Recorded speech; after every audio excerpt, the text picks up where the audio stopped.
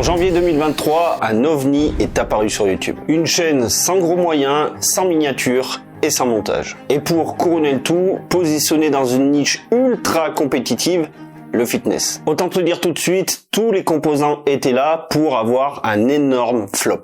Et moi le premier, je n'aurais pas misé un seul centime sur ce mec. Et pourtant, un an plus tard, cette chaîne cumule plus de 2 millions d'abonnés et des milliers de vues à la sortie de chacune de ses vidéos. Mais alors comment a-t-il fait pour percer aussi vite avec autant de handicap? Eh bien écoute, c'est la question à laquelle je vais essayer de répondre dans cette vidéo. Alors avant d'explorer le contenu, on doit tout d'abord savoir pourquoi les gens cliquent sur ces miniatures. Car sans clic, impossible d'avoir des vues, donc tu dois comprendre que tout part de là. Et à première vue, quand tu regardes vite fait comme ça, tu as du mal à comprendre. Comment se fait-il que lui parvienne à attirer le clic avec des miniatures basiques, alors que d'autres galèrent avec des miniatures ultra travaillées? Et bien justement, lui a pris la décision de partir sur un modèle complètement différent pour se démarquer de la concurrence. Et ça, je le dis très souvent, mais te démarquer sur YouTube, c'est la clé du succès. Quand tu places ces miniatures parmi tout un tas d'autres vignettes de la même niche, la sienne ressort tout de suite du lot. Et comme sa cible n'est pas du tout habituée à voir ce type de miniature, ça l'intrigue et ça lui donne envie de cliquer.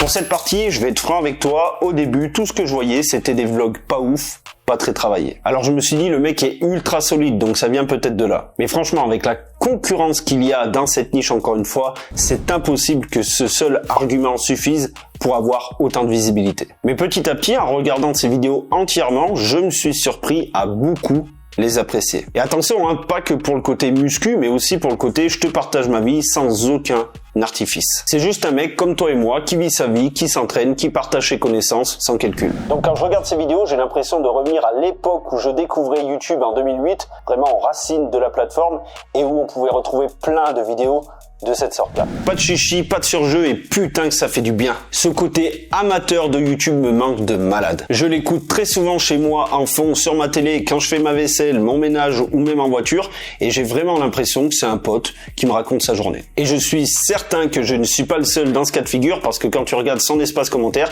tu peux clairement voir que beaucoup de personnes ne sont pas là pour son contenu muscu. Et vu la longueur de ses vidéos, ça soigne énormément son taux de rétention et donc la portée de ses vidéos.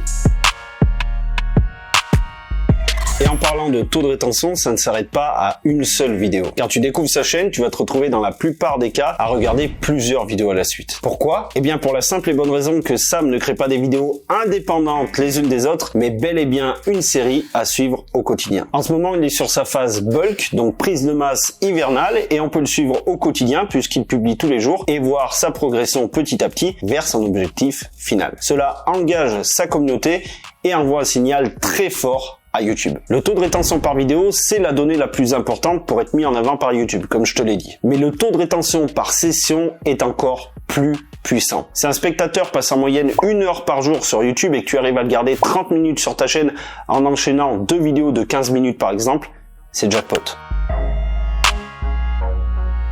Bon, et maintenant la question que tu attends peut-être sûrement, est-ce que ça peut fonctionner pour toi? Et je sais, ça peut être très tentant de se lancer sur YouTube sans se faire chier à monter des vidéos. Mais personnellement, je pense que c'est au cas par cas et que ça dépend de plein de facteurs. À titre d'exemple, dernièrement, j'ai monté des vidéos pour une cliente qui avait un budget très serré, donc j'ai dû fournir un montage très basique, mais ça ne l'a pas empêché de faire des vues, car les sujets choisis étaient bons. Et si tu veux voir une autre étude de cas de YouTubeur, je t'invite à aller voir cette vidéo où je t'explique comment un mec a réussi à monétiser sa chaîne YouTube en seulement 7 jours.